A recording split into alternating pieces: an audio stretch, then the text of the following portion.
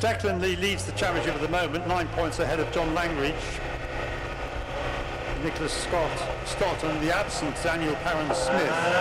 Next, the lights go out and the cars sell off towards Redgate. It's 3 abreast. Good start from the second row, I notice, by Drew Fletcher. I think it could be another slipstreamer like the catering races are.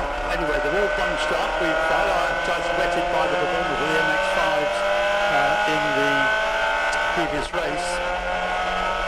And as they make their way down towards the old hairpin for the first time, 2 cars trying to make a break. One of them, Paul O'Neill. Is it Will Morris who's taking any more Drew Fletcher and made that good start from the second row? I want to say that's going to be Will Morris in that one, just because he's made some really good games there, but the 29 he's out front from Paul O'Neill.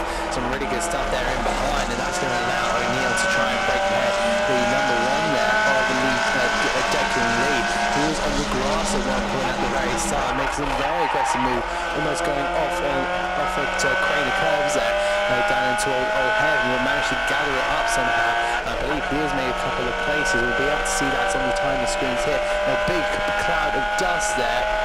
I think maybe somebody has gone off here, but back to our leaders here. Paul O'Neill will come across that timing line and will lead here at Donington Park, and it does look like it is going to be Will Morris as far as we're aware. It will update now. It's going to be the number 8 there of Aiden Hill. So Hills has made an absolute rocket ship of a start. He's now going to be following in the footsteps of Paul O'Neill here. Will Morris drops to 3rd with Fletcher now in 4th place. And then John Langridge in 5th place, in 6th place number 19 David Chapman from the second row, and then in 7th place is number 2 John Robinson. In 8th place is number 4 Nicholas Stott, third in the championship. Down through what's the very colourful cars coming through the old hairpin at the moment, but Paul O'Neill, you see him working really hard at the wheel there to build up an advantage on the opening lap. What's he got to work for? No, he has yet. I think he's still got Aiden Hills right on his tail after that excellent start Adam was talking about. So I can really feel the pressure there. Paul O'Neill will have as a driver coach as someone who's driven in the likes of the British Touring Car Championship, driven in the likes of British GT. He'll be kind of feeling the pressure, and we'll hope to see Paul O'Neill back to more racing, but he'll be really tested on his kind of quote-unquote return to racing. Some big battles there and behind. I think that's Fletcher and Langridge in there as well. Almost a bit of a push there. Chapman, I think, was trying to join in the fun there, but ultimately get the door slammed in his face. They fire well down towards number 1. Big move up there. That's going to be Aiden Hill looking for the lead of the race, but I'm not sure if he managed to get past from our TV coverage. He's still side by side there. There has been a potential lead change there. We'll keep you up to date on that one, but it looks like Paul O'Neill will just stick ahead there. Yeah, Aiden Hills choosing that inside line, but he is 4/10 of a second faster than O'Neill at that start here. I almost got the overlap coming out of the old hairpin, so has that helped him get in front? But I think Paul O'Neill's got to realise he's being in the race here. They're almost side by side as they go through McLean's.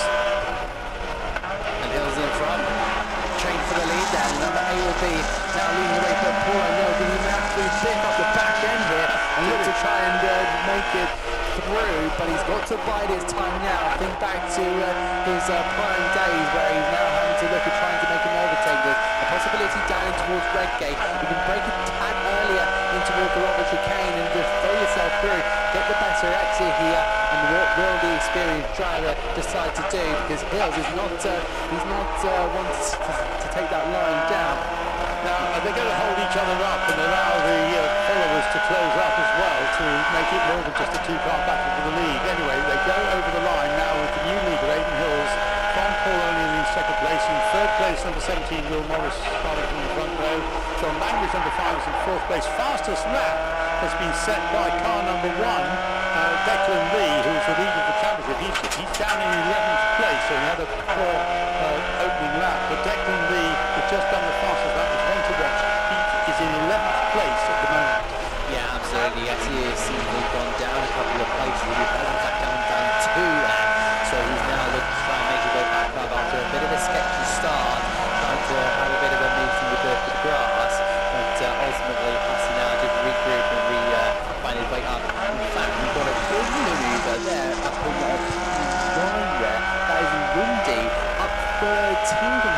place, and that is somebody in the pit lane. That I can confirm is the number 7 of Alex Miller. So I believe a pole sitter, pole sitter in at one stage in this series. He is now unfortunately out of this race.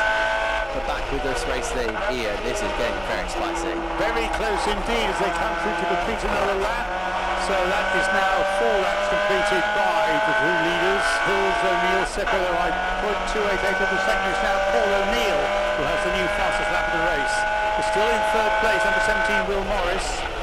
John Langridge fourth. Drew Fletcher, number 26, in fifth place. In sixth place is number 19 still, David Chapman. Behind David Chapman we've got the 7th place, number 2, John Robinson. Behind John Robinson in 8th place is the very impressively progressive number 88, Rowan Lundy, who started a long way back on the grid, back on the back row of the main grid. So that's good going. And still the fastest lap, Declan Lee, number 1, with 1:22.493. So he was quicker last time around than he was on the previous one. So just continue to work away there. That's all they have to do, just keep going and digging. Aiden Hill, Paul O'Neill still involved in that battle. Separating them last time around. Will Morris has dropped a little bit back there. A bit of a wide moment by a couple of passing cars, but there's so much to kind of back on about in this kind of section. But this is the middle part here.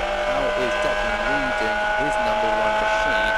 Because of course he is currently up in that 11th place spot. I do believe we are looking at down the field with Hodges, Fleet, Sylvian and Aikens, with Sylvian who are from the back of the field here. I think from what we've seen, he was placed right at the back end of the field and fought his way right up there to 14th. There's more move being made down into Red Lodge, a very red hot spot for overtaking.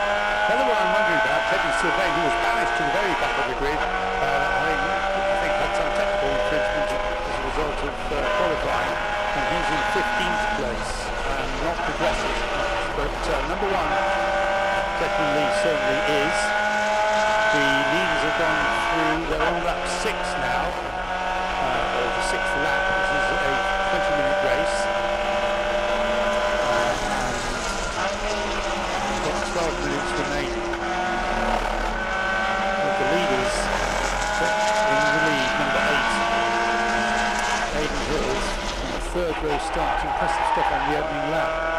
Getting some shots of the cars lower down the order now. Number 26, in 5th place, Drew Fletcher. Yeah, Drew Fletcher is really playing a defensive game there up against Chapman. So that's about to be 5th and 6th. Some decent points there on the line.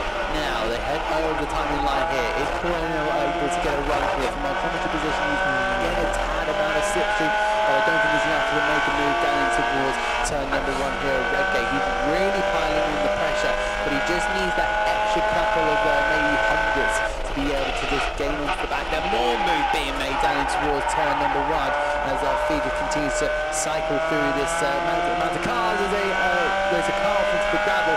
Huge plume of smoke, gravel dust cloud. There you go. So it looks like the car has gone off. Is there a resuming, or is that just a simple feature? Have a look at that one. Yeah. Last time around, Aiden Hill set the new fastest lap of the race at 1:22.393, which is quicker than Paul O'Neill's pole position time in qualifying. But Aiden Hill's it is, not Paul O'Neill, who's got this new fastest lap. So the gap first to second, all of 0.389 of a second. Paul Morris still 3rd, John Langridge 4th. Drew Fletcher 5th. Some close-up action there. Number 4, Nicholas Stott in the thick of it with number 26. Number 26, Drew Fletcher. Yeah, Fletcher's got a little bit hanging off the rear right there of his rear right corner of his car. But that's going to continue flapping away here at the circuit, and he's going to have to now, I think, just try and avoid that coming off the car, because that's going to be a massive issue if that starts to fly off. But yeah, more and more battles continue on their way to new fastest lap to Paul O'Neill. So we're trading fastest laps here. The gap remaining much the same. Their lap time's very similar. Last time around, Aiden Hill did a 1:22.369. folded him across the line, just 300ths of a second slow, one quicker, 122.329.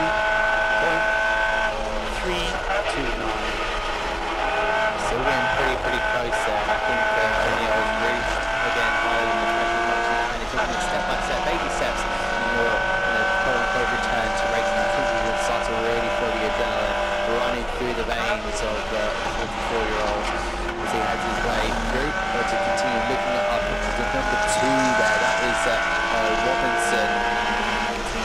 Way. Declan Lee looking at the outside of the 88 as Lundy is continuing to make his way through the field, but Declan Lee is putting up a really solid challenge. And looking behind there, I think that's Stepney who's looking at making something happen. That is the 24 in the gravel. Unfortunately, that Roswell Potts there for the Misty Racing team. Unfortunately, that's going to be a whole load of gravel and yellow flag down at Old Hairpin Corner. So I wonder if there'll be any possibility of overtaking. I don't think so. Somebody off as well. I think that's going to be the 88. It is Lundy who was starting to climb up the field very much so. Unfortunately now finds himself almost in a face full of barrier. And we'll have to continue there. He kept going there, didn't he? Got out of it. He did. Yeah, that's right. So number 88, Rowan Lundy from the back of the grid, goes well for the first part of the race. We've got 8 minutes and 20 seconds remaining. 8 laps have been completed, but the Rangers are getting a bit, no, they're not getting spaced out at all, they're still very much together.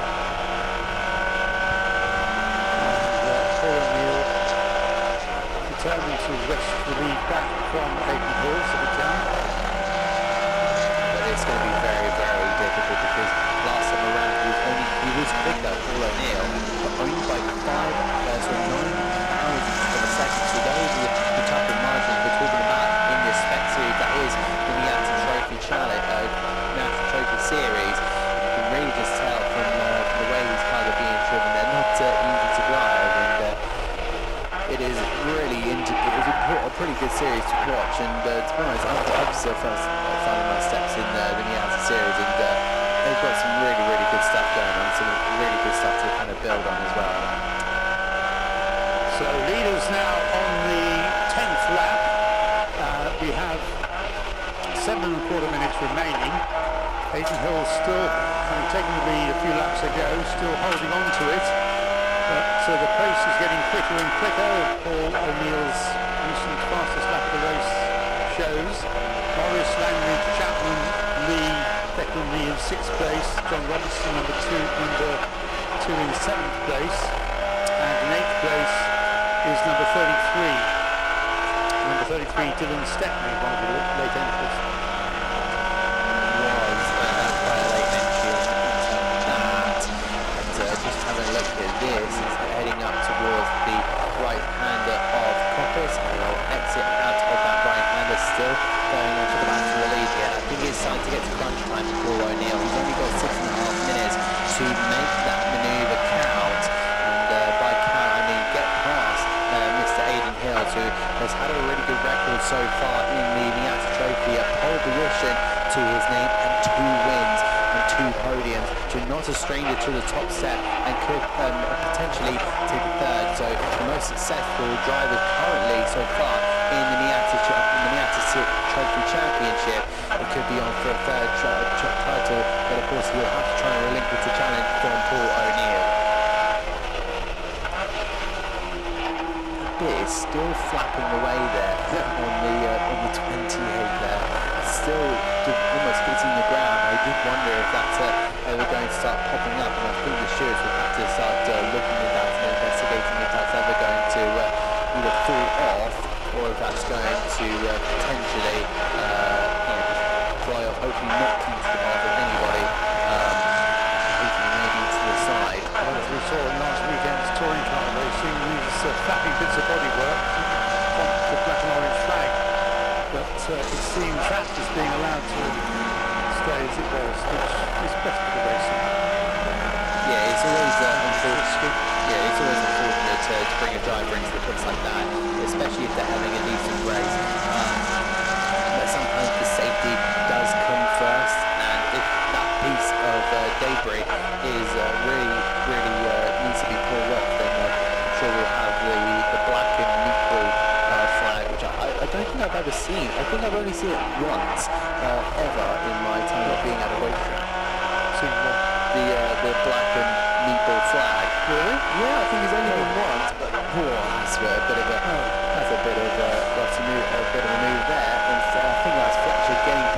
Robinson. So that's the battle for 8th place. But look how many cars are going into that battle. It's Lundy getting involved, actually. He's the one when Lundy's come back into the picture. I think so. He has, looking around the outside. Will he be able to get the traction there? And Stott just sitting back there in P11, like he's in a cinema, watching some really good box office stuff. Okay, so Aidan Hills continues to lead. 11 laps completed. The gap was 0.425 of a second. So despite Paul O'Neill's best efforts, he is at the moment unable to get himself into a position to seriously challenge Aidan Hills. But having said that, we may suddenly discover that he's right on the case and is about to take the race back, take the lead back. He is, but I think he still has to push on here. He still has to, as I say, crunch time is very much at hand here. It is super entertaining, despite it being down in the lower parts of the standings. It is still tooth and nail. And the number 4 getting involved there of Stott. So he's decided, well, I'm not going to sit back for the entire time because there's some points to gain here, and there's also some time to gain here. Paul O'Neill, we look back at the lead race, gaining the last time around there and going 2 tenths fast, and just over a tenth faster as well, but almost at a tenth and a half. So to continue to hassle and hound at the heel of Aidan Hills there. The down crane curve they come. We should follow this battle for as long as we possibly can. If they go into a whole hairpin and they can fly their way out, try and get the better exit, they're really on the limit every single time. It does look like a simple drive for a lot of these cars, but I promise you, behind the wheel, they're having their moments. I think Will Morris is starting to enter the battle here once again. Paul O'Neill is still there. He's filling up mirrors of Aidan Hill, and that's exactly what he needs to be doing.